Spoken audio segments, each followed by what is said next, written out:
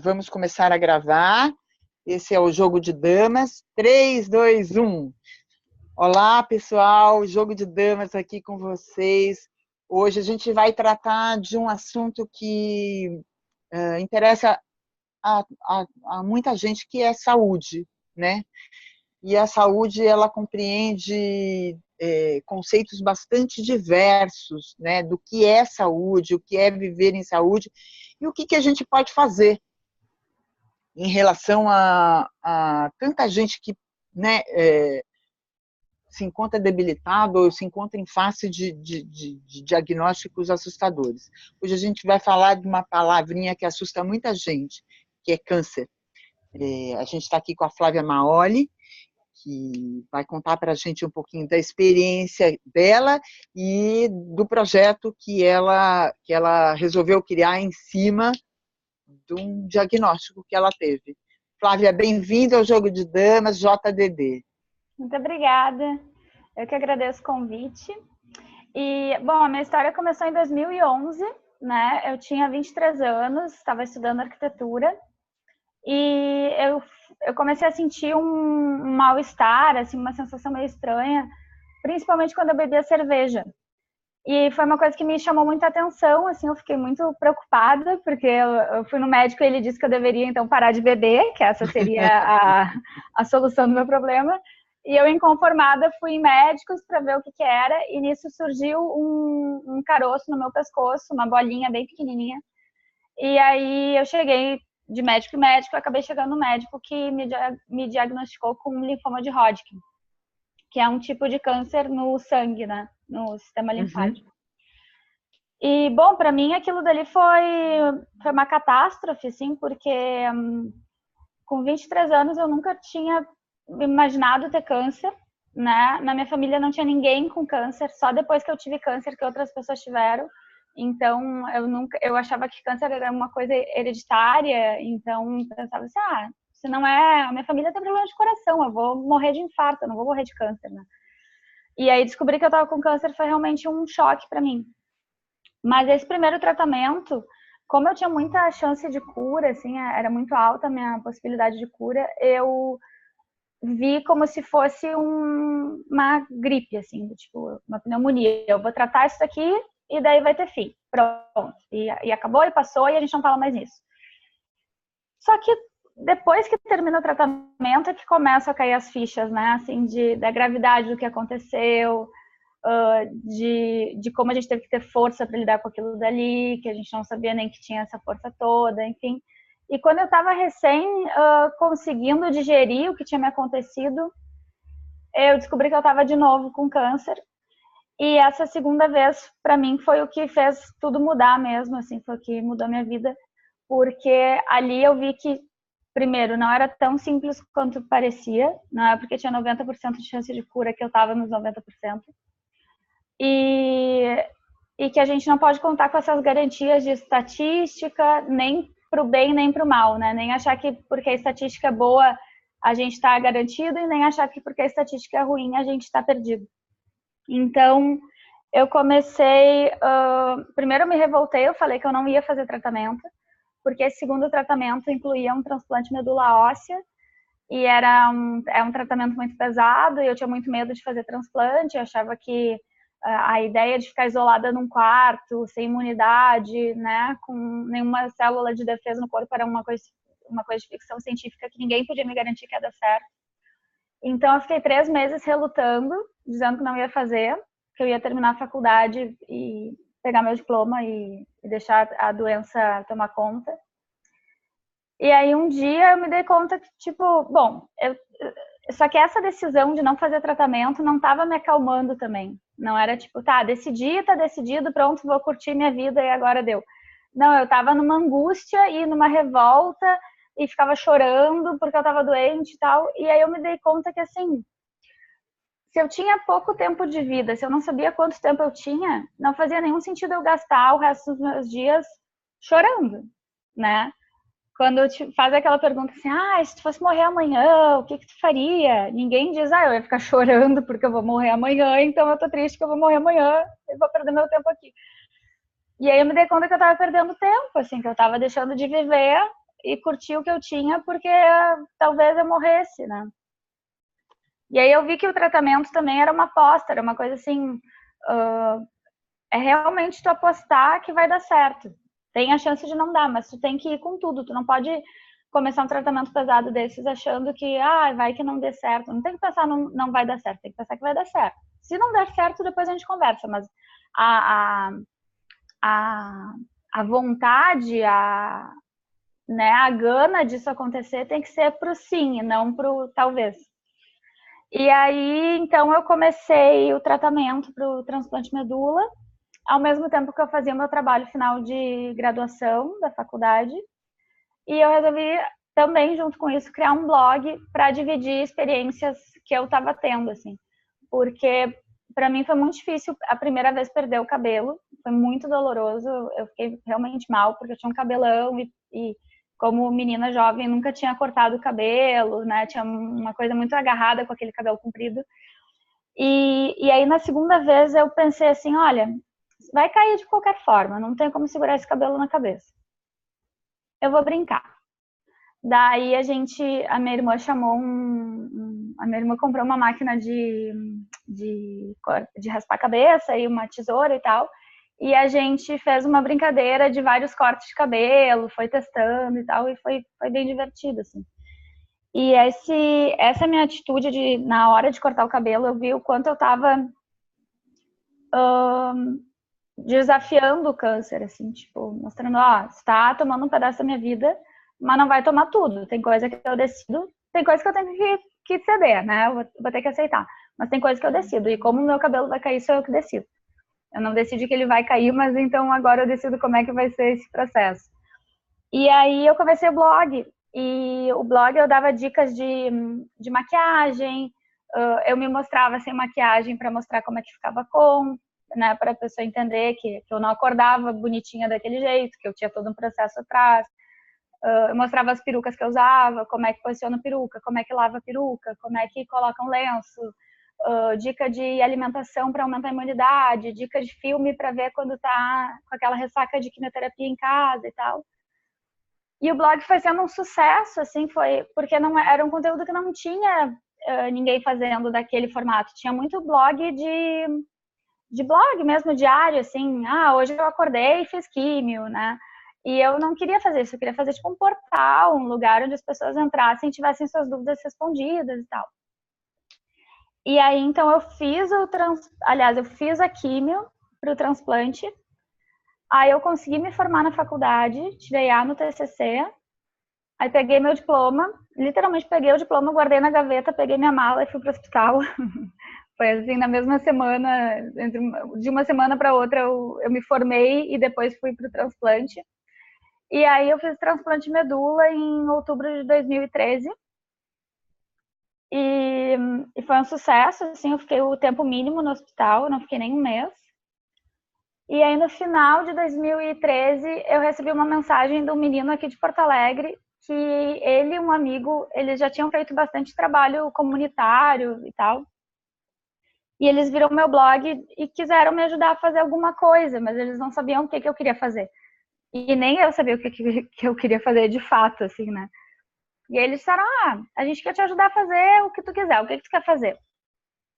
Daí eu falei, olha, o que eu sinto falta, assim, é que, tipo, eu tô fazendo amigas pela internet e amigos por causa do blog, mas quando eu desligo o computador, eu tô sozinha nessa. Não conheço ninguém com câncer para ir tomar um café, sabe? Quando eu chego na quimioterapia, só tem gente mais velha que eu não vejo ninguém da minha idade fazendo químio. Tipo, eu queria, de repente, fazer um encontro de pacientes, encontro das pessoas que leem o blog, pra gente conversar e tal. E aí a gente, então, criou o projeto Camaleão, que hoje em dia é uma ONG, e a primeira coisa que a gente fez foi uma feira de autoestima, que a ideia era as pessoas chegarem lá e se experimentarem, assim. Então, tipo, tinha lenço, tinha peruca, tinha roupa, tinha maquiagem, né? Tinha várias coisinhas, assim, bacanas para o pessoal se experimentar como camaleão mesmo, assim, como, tipo, vou me ver careca, vou me ver loira, vou me ver ruiva, vou me ver de lenço, para brincar com a autoimagem. E aí esse primeiro evento foi um sucesso, a gente ficou muito feliz com o resultado. Aí nos chamaram para fazer numa clínica, essa experiência daí a gente fez com pacientes numa clínica, daí depois a gente fez outro evento. Daí assim foi indo, a gente foi fazendo essas feiras e a gente foi tendo feedback das pessoas que participaram, falando o quanto aquele dia tinha sido transformador na vida delas em relação ao tratamento, assim, em relação a encarar o tratamento. E muita mensagem de familiar também agradecendo, sabe? Dizendo, olha, ela estava super desanimada, ela não queria sair de casa, ela só ia para o hospital e voltava, e agora ela tá, tipo, querendo sair, tomar café, passear, né? Então, a gente viu que tinha um potencial aí. E aí a gente começou a ver que, tipo, esse trabalho com autoestima que a gente estava fazendo, que era uma autoestima mais relacionada à parte física, era a casquinha do que a gente podia trabalhar, que é trabalhar a autoestima global da pessoa, assim, tipo, não só por ela se achar bonita com um lenço ou careca, mas por ela enxergar que ela ter câncer, ela não é, por ela estar com câncer, ela não é menos do que ninguém, ela não é menos do que ela era, né? Ela tem direito a querer ser feliz, ela enxergar o câncer como uma oportunidade forçada, né? Ainda que não seja uma escolha, mas uma oportunidade de parar tudo e ver assim, o que eu tô fazendo com a minha vida? Por que eu tô seguindo esse caminho, sabe? Tá certo isso aqui que eu tô fazendo? Eu tô feliz com o que eu tô fazendo? Eu queria fazer? Porque a gente vive tão no automático, né? De, assim, nasce, daí tem que aprender a caminhar. Daí aprende a caminhar, daí tem que ir pra escolinha. Daí chega na escolinha, tem que aprender a ler. Daí tem que... Aí tu vai indo num automático, tipo, sai da faculdade, tem que ter emprego. Aí tem emprego, daí tem namorado. Daí tem namorado, casa. Então, a gente tá sempre correndo numa roda que às vezes não é a roda que a gente nem pensou se a gente queria estar ali. A gente simplesmente vai no fluxo e vive aquilo. E quando vem uma notícia forte como estar com câncer, é um aviso prévio de que a gente não tem garantia que a gente vai chegar aos 90 anos, né? Tomara que sim, porque hoje em dia os tratamentos são tão modernos que tem tanta gente que está vivendo anos já pós-câncer que a gente tem esperança, mas é importante que a ideia de estar curado não seja a coisa principal para uma pessoa ser feliz depois do câncer, né? E sim aprender a viver com o que a gente tem, aprender a valorizar o que a gente tem, aprender a ser feliz no hoje. Então, isso é muito importante. Você falou uma coisa, desculpa te interromper, Flávia, mas é porque você falou uma coisa bem lá atrás e eu queria fazer uma interferência. Você falou que você um dia se tocou que você estava... Como é que você ia passar seus últimos dias, se é que eram os últimos dias? Você ia passar chorando ou o que você ia fazer com o resto da sua vida? Que pode ser 2 dias ou pode ser mais 80, 50 anos pela frente, né? Uhum. E eu acho que é isso que é importante dessa entrevista contigo. O que a gente está fazendo da nossa vida, independente do câncer. Acho que o câncer até... No caso da nossa conversa aqui, ele tem essa função, né, de mostrar que com câncer ou sem câncer você está aí vivendo. E aí, o que você vai fazer com isso? Né? A escolha é sua. E você tem você tem essa escolha. Você não precisa entrar nesse ciclo que a vida te impõe, né? Que a gente acha que a vida te impõe. Então, a minha pergunta seria essa. Essa questão da nossa escolha, né, do que a gente está fazendo com a vida, para onde que a vida está indo, que a gente tem sim, claro que limitado, mas a gente tem sim um gerenciamento sobre a nossa vida. A gente tem sim domínio sobre grande parte. E assim, como é que isso é trabalhado nesse projeto de vocês, de mostrar para essas pessoas isso, né? Que elas estão vivas, elas não morreram. Sim. Isso é uma questão que a gente tem que ter muito jeito para falar com as pessoas lá na casa, né? Porque tem pessoas e pessoas. Tem pessoas que chegam lá com um discernimento tão grande de tudo, assim, de tipo... e principalmente, eu acho que isso acontece muito com as pessoas que têm ou um câncer que não tem cura, né, uma doença crônica, ou as pessoas que tiveram uma recidiva, que encararam pela segunda vez, tendem a ter mais essa visão do que as pessoas que não tiveram. É claro que tem pessoas que tiveram câncer uma vez e absorveram a mensagem inteira, assim. Mas a gente tem um pouco de cuidado, porque às vezes a pessoa chega muito focada em que ela vai se curar e aí ela vai ser feliz. E o nosso trabalho é ir mostrando para ela, né, delicadamente, que tomara que sim, tomara que ela se cure, mas que a felicidade não depende da cura. E isso que é legal lá da casa, porque como a gente tem pessoas de tratamentos diferentes, porque a gente atende qualquer tipo de câncer, né? Não é só linfoma, ou só mama, ou só pulmão, é qualquer pessoa com câncer. E a gente tem pessoas com prognósticos diferentes, né? A gente tem aquela pessoa que, tipo, fez todo o tratamento e a chance de não ter mais câncer é super alta, e a outra que vai ter pro resto da vida que lidar com a doença. Essa troca acaba sendo espontânea, porque elas têm visões de mundo diferentes, então, quando elas começam a conversar, tu enxerga que rolam essas trocas, assim. E o nosso trabalho lá também é fazer isso, assim, é fazer a pessoa entender, tipo, tá, tu tá viva hoje, né? O que tu quer fazer hoje?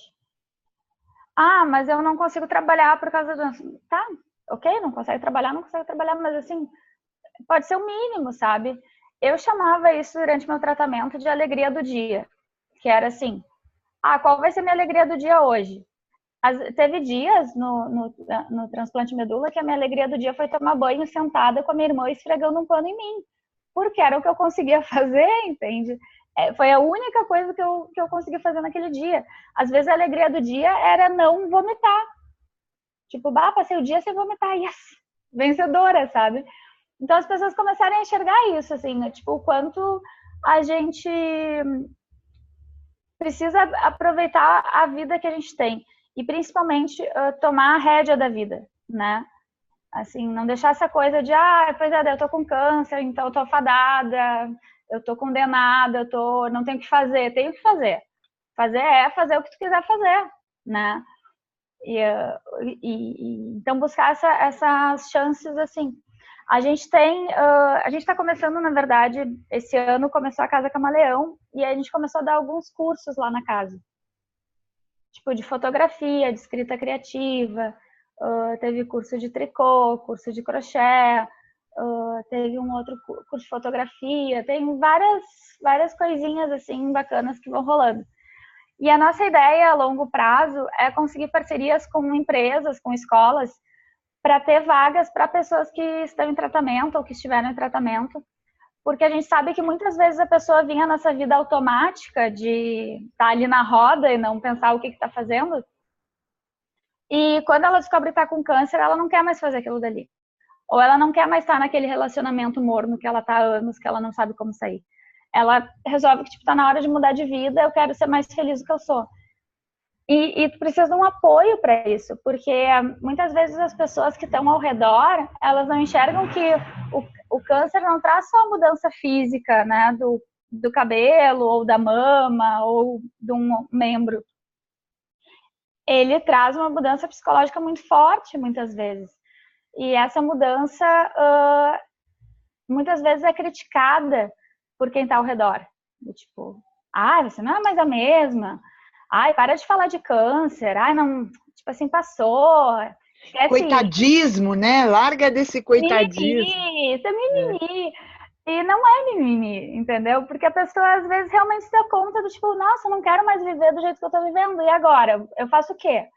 Nem todo mundo tem grana para largar o emprego que tem e trabalhar com o que gosta, né?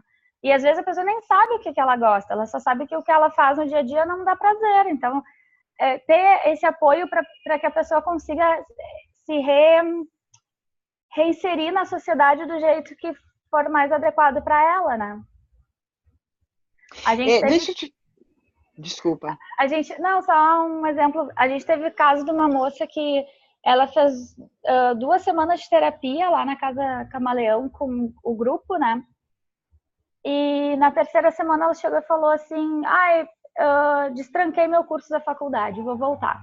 Porque quando ela foi diagnosticada, disseram para ela, tranca o curso, porque tu não vai conseguir, porque é muito pesado. E aí quando ela viu que eu tinha feito meu trabalho final de faculdade com câncer, que a fulana estava fazendo faculdade, que a outra dava aula, ela falou, tipo, gente, eu tô perdendo meu tempo, sabe? Eu posso conseguir também. Se tá todo mundo conseguindo, por que eu não vou conseguir? Eu vou conseguir. Então é legal essa troca, né?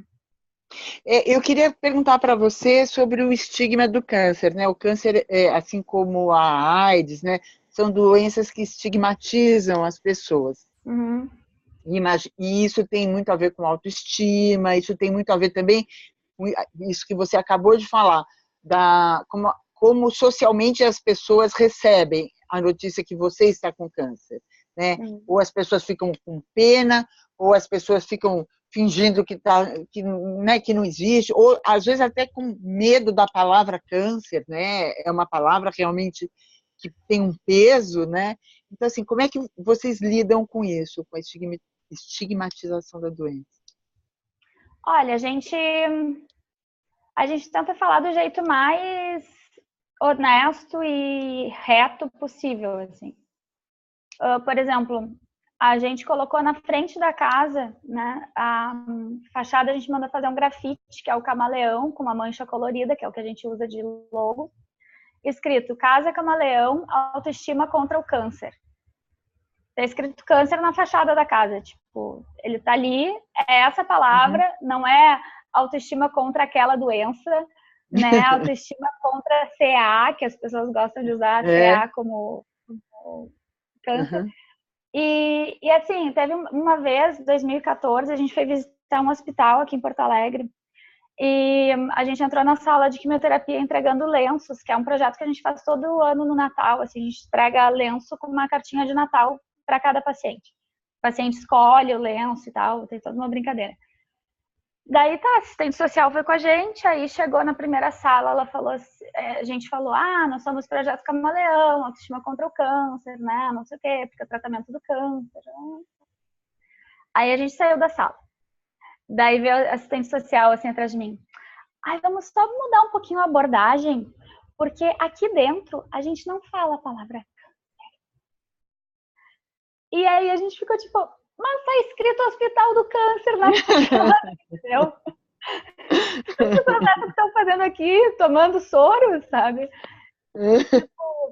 E é um preconceito tão grande que as pessoas têm, e estereotipado do câncer também, né? A gente tem pacientes que têm, por exemplo, câncer de mama metastático e fazem tratamentos que são imunoterapia, não, acho que não se usa, mas tratamentos que não cai cabelo, que não, quase não dá enjoo, tratamentos que parecem leves, mas não são leves, porque são para metástase.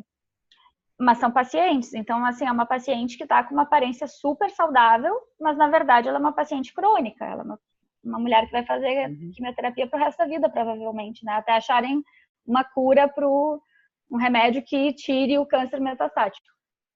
E tem esses estereótipos, assim, então as pessoas, tipo, se a pessoa não tá careca, ela sofre preconceito por não estar com câncer e não estar careca, sabe?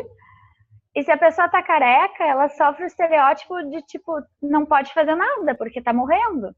E se a pessoa tá de máscara, que foi o meu caso, depois do transplante eu tinha que usar máscara, as pessoas achavam que eu tava contaminada com alguma coisa e por isso eu tava de máscara. Elas não conseguiam entender que eu tava me protegendo delas, né?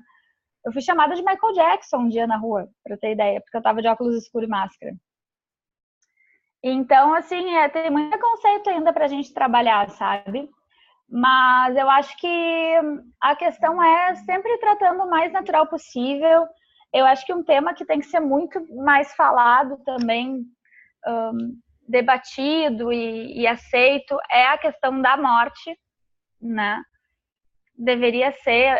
É claro que a gente quer que câncer e morte estejam cada vez mais afastados, que uma coisa não tenha nada a ver com a outra.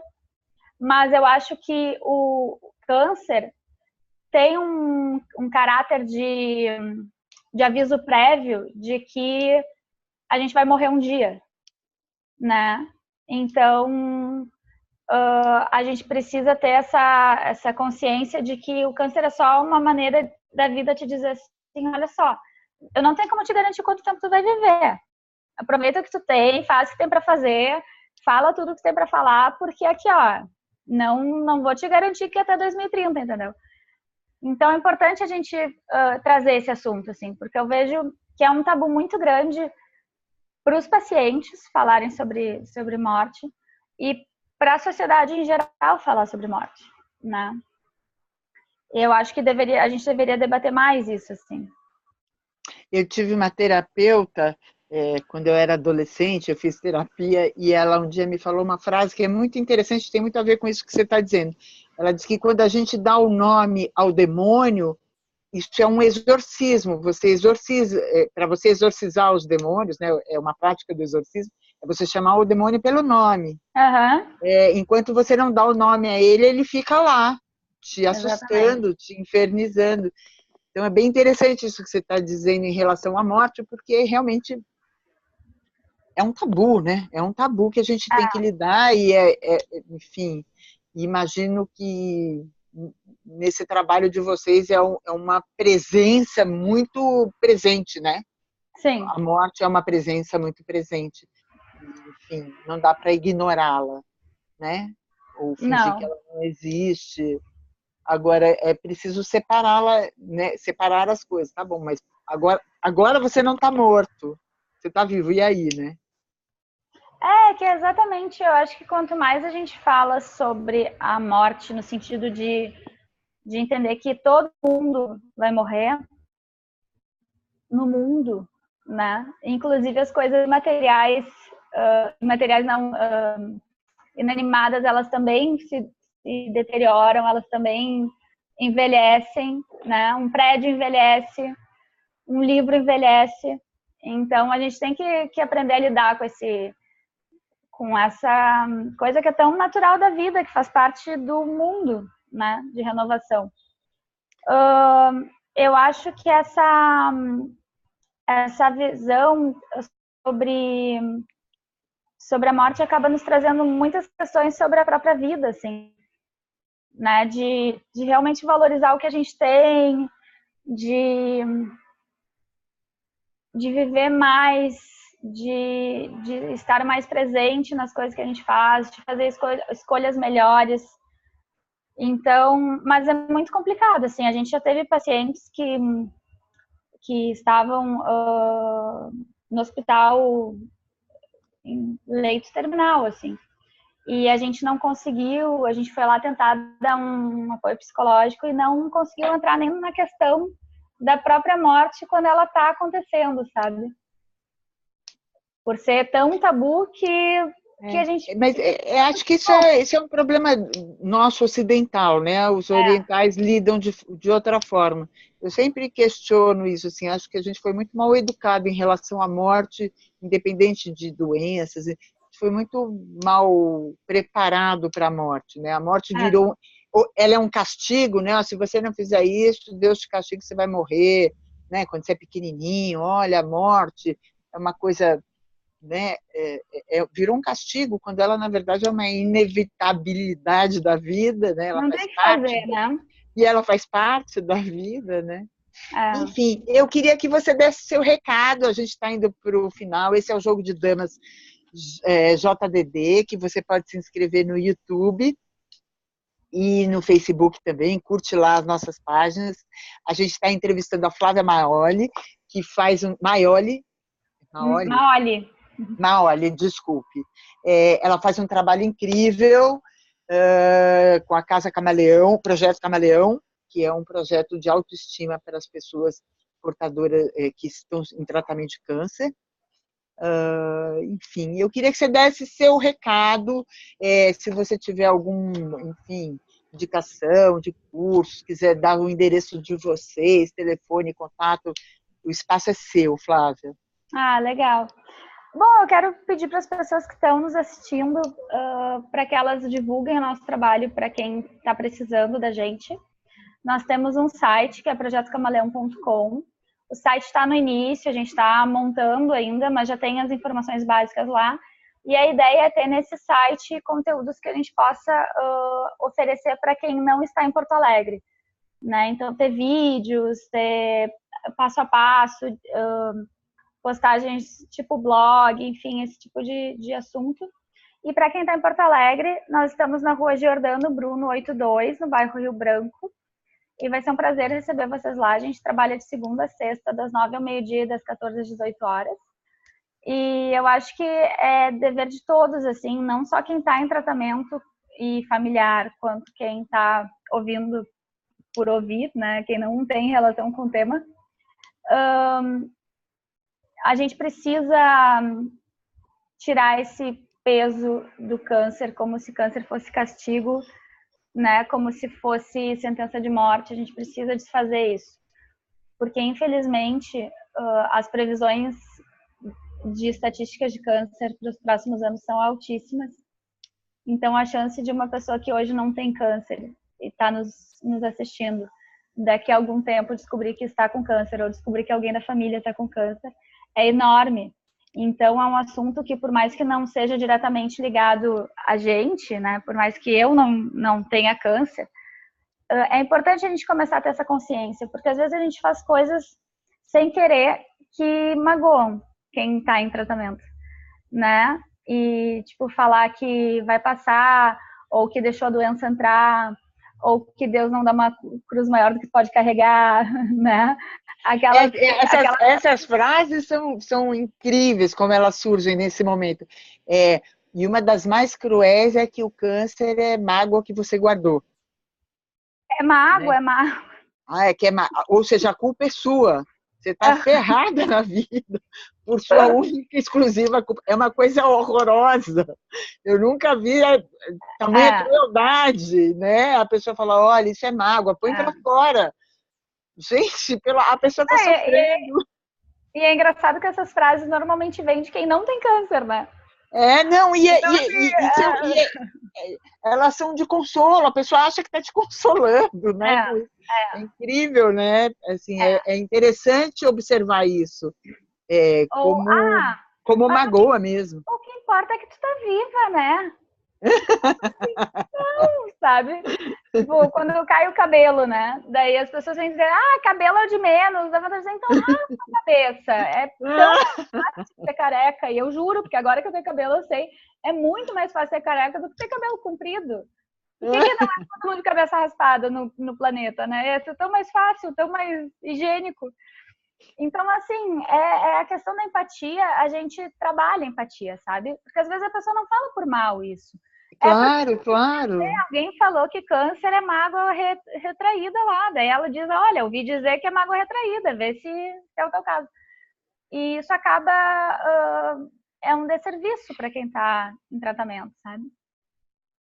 Então, assim, se informem, né?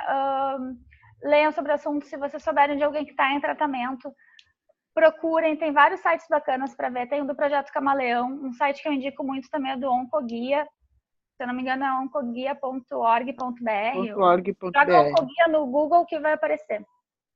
Lá tem informações sobre os tipos de câncer, o que falar para uma pessoa que está com câncer, o que não falar para uma pessoa que está com câncer. Tem N maneiras de ajudar.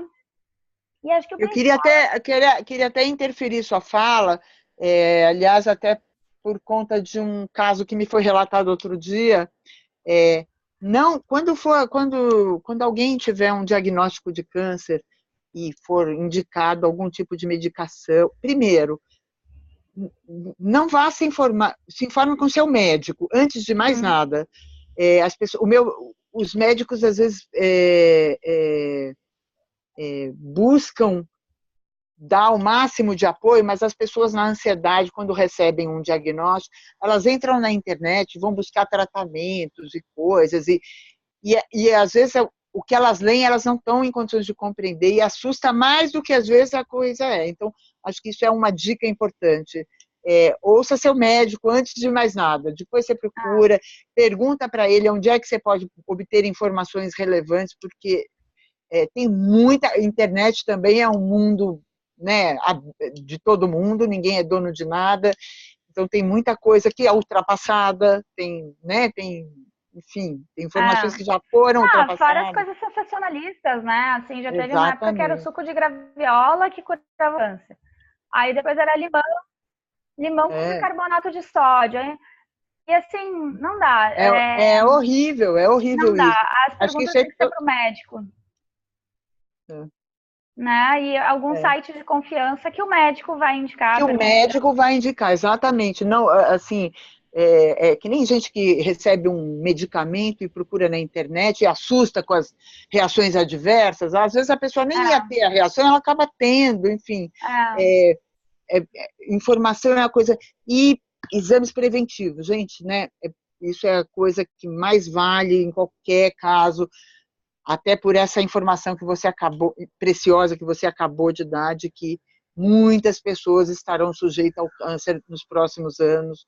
Ou seja, a prevenção continua sendo o melhor remédio, o câncer é tratável, tem vários cânceres que são tratáveis facilmente, então, assim, tudo depende do tempo, então, né, Flávia, é importante falar isso para as pessoas, porque a palavra câncer é muito estigmatizada, enfim, é importante, informação é o que a gente tem, é o melhor remédio, né? Acabei falando mais que você, desculpa. Não, Mas é porque o assunto é importante. É verdade. Tá bom? Gente, eu queria agradecer a todo mundo, em especial a Flávia. Essa entrevista para a gente foi preciosíssima, Flávia. Queria que você contasse com a gente toda vez que você tiver alguma informação, alguma coisa que você precise divulgar, queria que você sentisse as portas do jogo de damas abertas. Enfim. Muito obrigada pelo convite, adorei participar. Pode ter certeza, estamos juntas nessa. Estamos sim. Um beijo e saravá para todo mundo. Até a próxima. Até mais. Tchau, Flávia.